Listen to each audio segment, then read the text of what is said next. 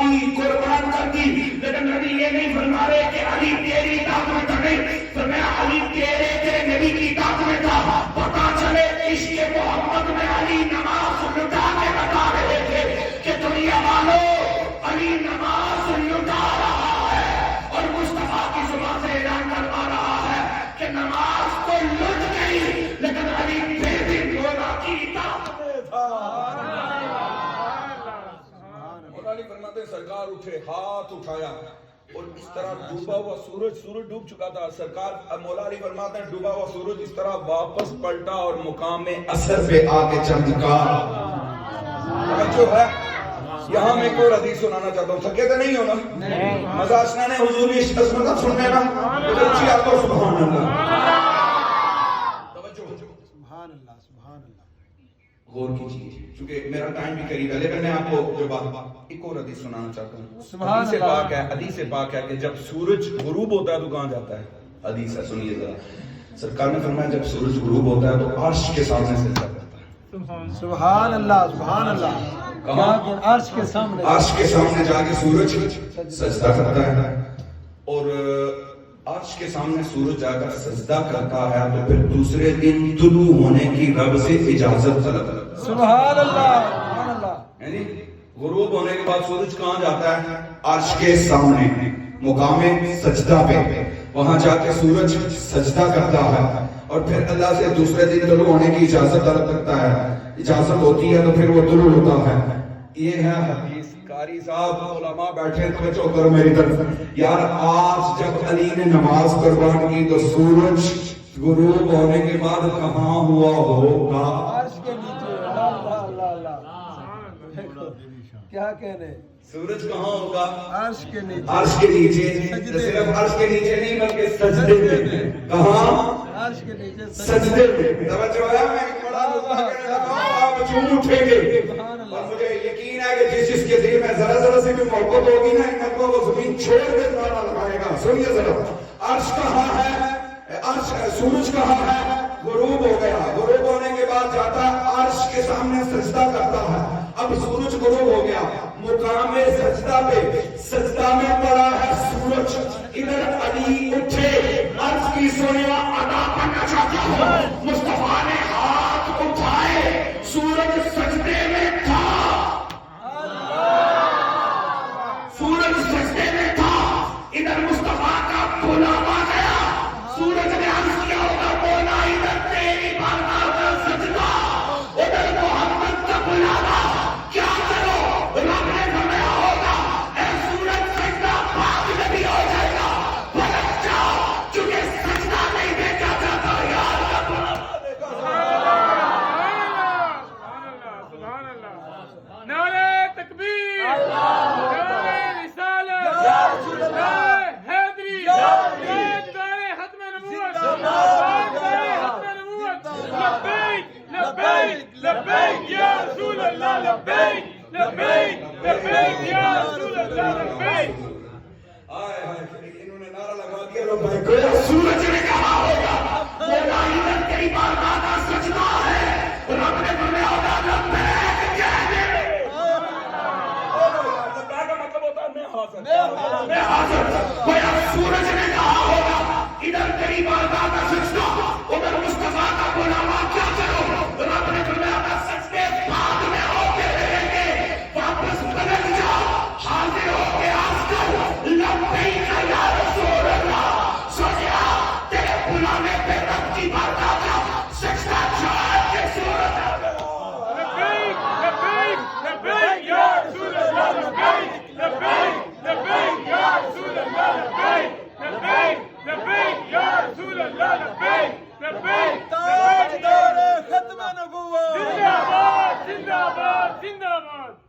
واہ واہ، کیا کہنے، محبت سے کہہ دیں سو اللہ سے مزہ آیا، پتہ چلا یار آپ سننے والے لوگ، اللہ آپ کو سلامت رکھے، آپ کے جذبات کو سلامت رکھے۔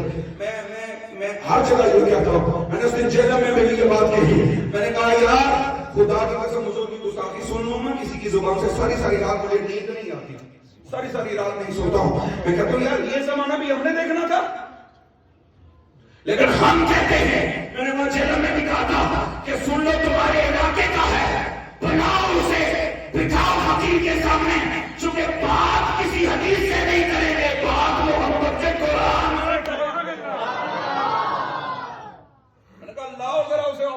چلوئی سے کھینچ کے باہر.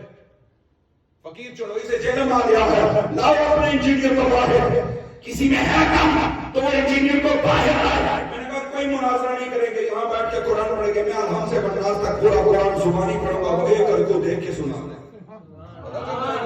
پتہ چل جائے گا. توجہ دیجیے, بتا کہنا یہ چاہ رہا تھا کہ سورج مقام سجدہ پہ تھا,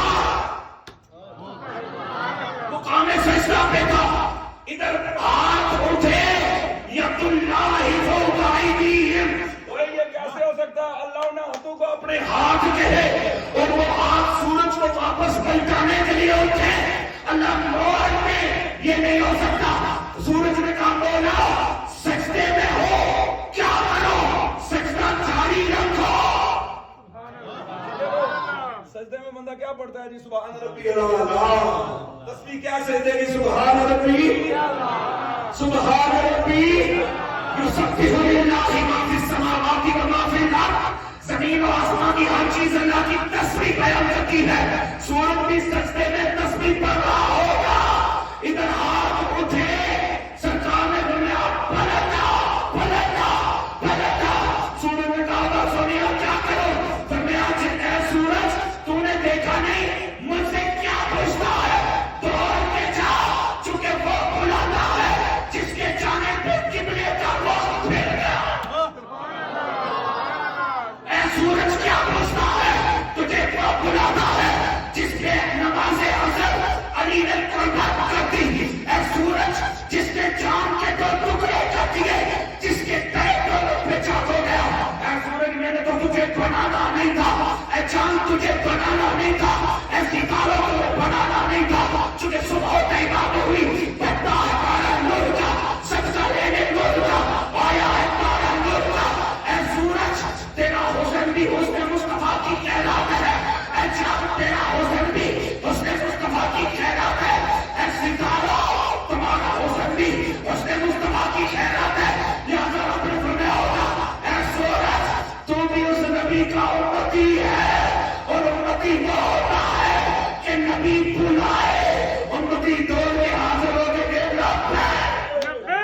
لبیک لبیک یا رسول اللہ, لبیک لبیک لبیک یا رسول اللہ, لبیک لبیک لبیک یا رسول اللہ. توجہ کیجیے, توجہ کیجیے احباب کا, یہ ہے ید اللہ فوق ایدیہم.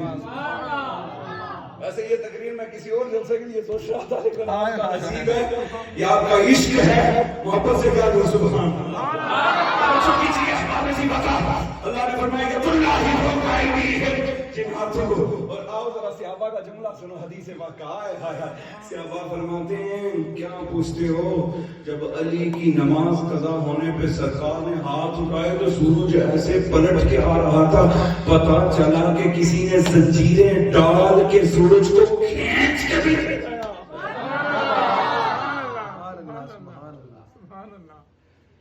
یار جس کے ہاتھوں جیسے کسی کے ہاتھ نہیں, وہ بندہ کہے کہ میں نبی امتی نبی جیسا ہے, اسے حیا نہ آئے. اور ہماری نوجوان نسل کو گمراہ کریں, ہمارے ان پیارے بچوں کو گمراہ کریں گے, ہم اسے گمراہ نہیں کرنے دیں گے.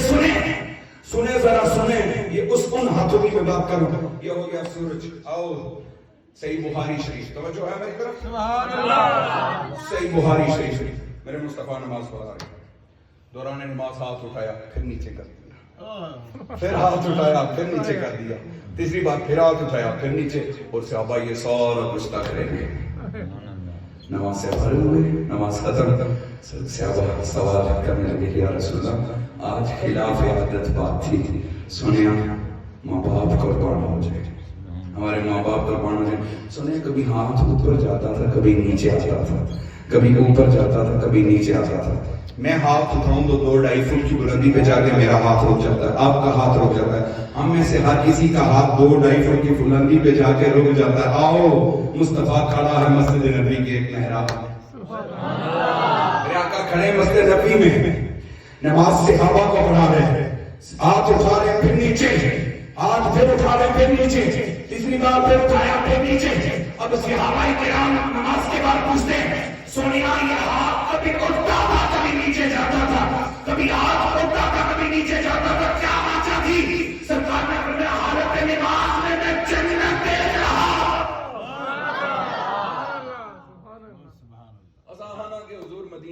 دیکھتے ہیں تو اتنی دوری پر کسے تکنے میں یہاں سے مدینہ دور ہے یا جنت کتنی ہے پتہ ہے آپ کو؟ عند سدرۃ المنتہا عندہا جنت المأوی. اللہ جی جنت کتھے؟ آواز آئی جنت 7 آسمان تھلے تے جنت اوپر. سبحان اللہ. 7 آسمانوں کے اوپر سدرہ جنت وہاں. جنت وہاں. میں نے کہا یہاں سے مدینہ زیادہ دور ہے یا مسجد نبی سے جنت زیادہ دور تھی؟ ارے جو نبی مسجد نبی میں کھڑا ہو کے سدرہ کی بلندی پہ جنت دیکھ سکتا ہے وہ نبی جنت خضراء میں بیٹھ کر بنیادی مسجد میں اپنے عاشقوں کو بھی دیکھ سکتا ہے.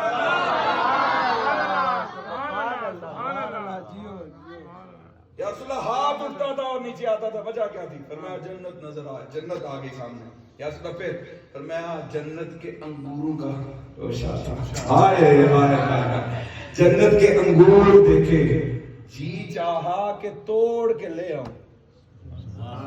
آقا فرماتے ہیں جی چاہا کہ توڑ کے لے آؤں اور تمہیں دوں.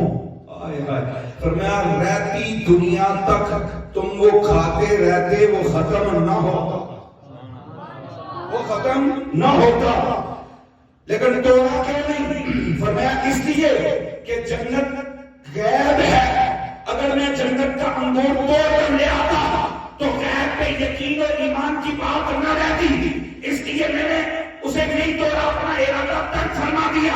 توجہ کیجیے لوگوں، وہ نبی جو فرش پہ کھڑا ہو ہاتھ اٹھائے تو جنت تک پہنچ جائے. وہ نبی